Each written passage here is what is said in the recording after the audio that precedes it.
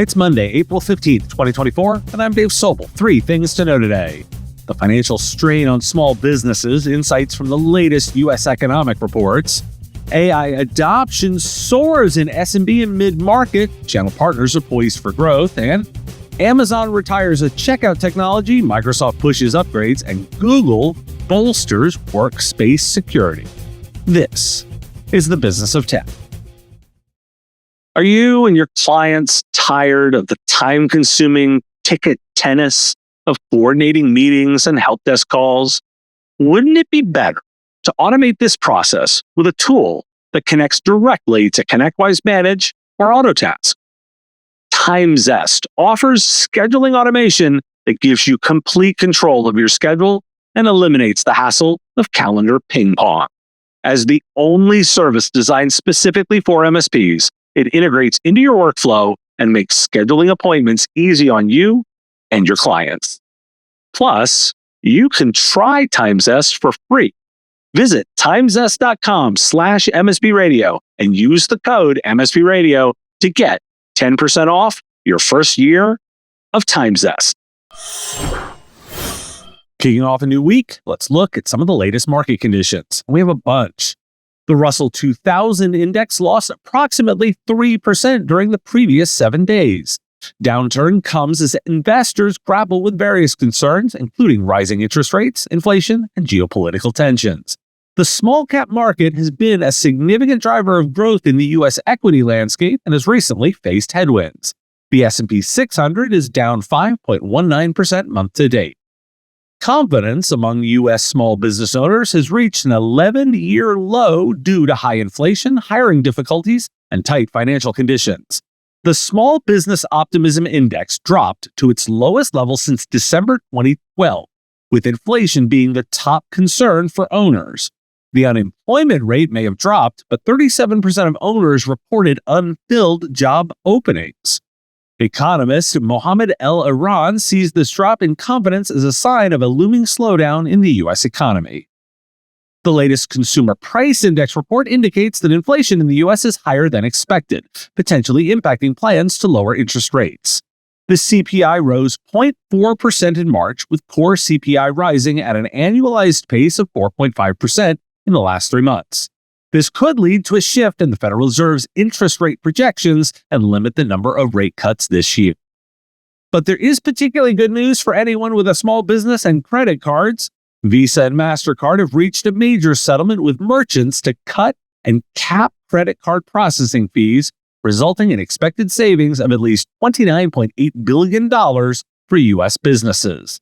Merchants will have more flexibility in adjusting prices for goods sold via credit card, with fee rates expected to decrease over the next several years. Why do we care? A win for credit card fees is a win for most small businesses. Let's take it.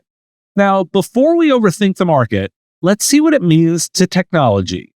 On to that data. And some insight on opportunities. According to TechIsle's research, AI adoption in SMBs and mid-market presents significant opportunities for channel partners. Over 40% of upper mid-market firms, nearly 40% of core mid-market firms, and almost 30% of small businesses expect AI-related IT spending to increase by more than 25% in 2024. However, potential risks exist, such as vendors bypassing the channel and customers favoring partners who can leverage AI efficiently. Channel leaders are advised to adopt a sense and respond approach and align value propositions with customer decision makers. Key solution categories for AI adoption include cybersecurity, customer experience, IT operations, and management.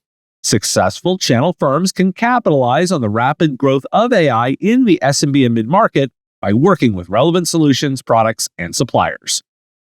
A survey of business leaders reveals concerns about quickly training employees to keep up with AI and tech developments. In a survey of 715 senior executives worldwide, including 680 from Forbes Global 2000 companies and 35 public sector organizations, 80% said it's never been this difficult to plan for future talent requirements. 92% of senior executives say they'll need a more flexible workforce in the next 2 years. Why do we care? So this is where I see the two stories coming together. First, a flexible workforce does not mean full-time employees necessarily. Instead, one option is working with a partner to deliver skills and capabilities that will be of higher value when needed.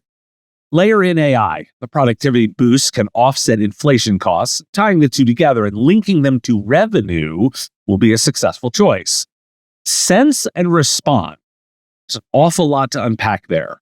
To sense, you need to be very close to your customers and not only hear what they say, but also sense their unspoken concerns.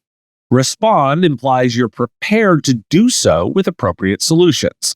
I agree with the approach and want to point out that those who execute will be both scarce and more profitable.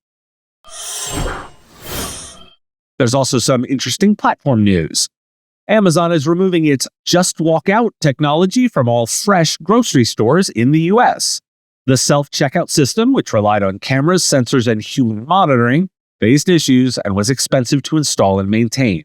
Privacy concerns were also raised due to the collection of biometric information. Amazon plans to revamp its retail grocery arm by introducing Dash smart carts that allow customers to skip the checkout. Zoom has undergone its first major overhaul in nearly 10 years, utilizing artificial intelligence to enhance the video calling experience. The redesign includes a fresh look with customizable color themes and meeting backgrounds, and new features like multi-speaker view, document collaboration, portrait lighting, personalized audio isolation, and dynamic reactions. Improved collaboration features such as the Meetings tab and Meeting Event Hub have also been implemented. Zoom Workplace is available at no additional cost for eligible paid plans. Microsoft has announced price increases of between 9.26% and 16.67% for its Dynamics 365 business applications, citing the release of new features and enhancements as the justification. The price changes will take effect on October 1st of this year. U.S. government users will see a 10% increase in October 2024, followed by another minor increase in October 2025 to align with commercial pricing. Microsoft plans to introduce recommendations in the Windows 11 Start menu, essentially ads for apps in the Microsoft Store. The feature is initially being tested with a small group of US beta channel Windows insiders. The recommendations can be turned off and are currently limited to a subset of those beta channel Windows insiders. However, the feature could be released more widely in the future.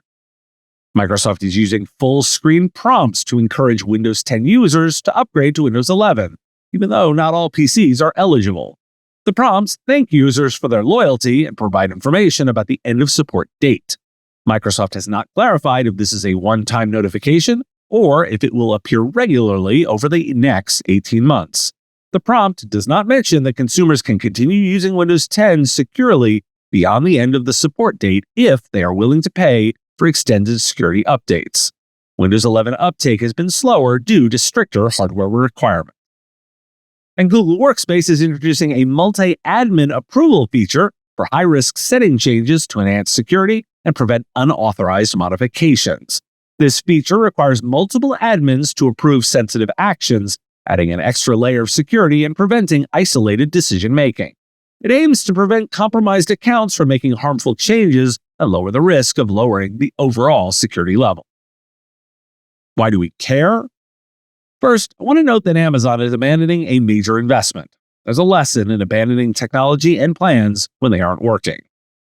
Microsoft sure is squeezing that upgrade, full-screen ads, and you end up with more ads in Windows 11. Not sure I'm so keen on this. Distinctly, this is your opportunity to send feedback. Today's episode is supported by CoreView. Your customers need your Microsoft 365 expertise, and CoreView has the only M365 management platform designed for MSPs. Manage hundreds of tenants, automate manual tasks, and monitor compliance, all while intelligently comparing to the baseline. With a no-code control approach, CoreView revolutionizes your Microsoft 365 administration. This powerful platform enables automatic reporting and remediation, ensuring optimal performance and security. The best part? You achieve this high level of service without the need for a large workforce, allowing you to focus on growing your business through efficiency. Want to know more? Visit coreview.com/MSP and find out more. Thanks for listening. Today is tax day in the US, but it's also National Laundry Day. Really? Have a question you want answered? We take those listener questions, send them, ideally as a voice memo or video, to question@mspradio.com. I answer questions live each week on our Wednesday live show, this week 3 p.m. Eastern, YouTube and LinkedIn. And if you got a comment or a thought, put it in the comments if you're on YouTube, or reach out on LinkedIn if you're listening to the podcast. Talk to you again tomorrow. The Business of Tech is written and produced by me, Dave Sobel, under ethics guidelines posted at businessof.tech.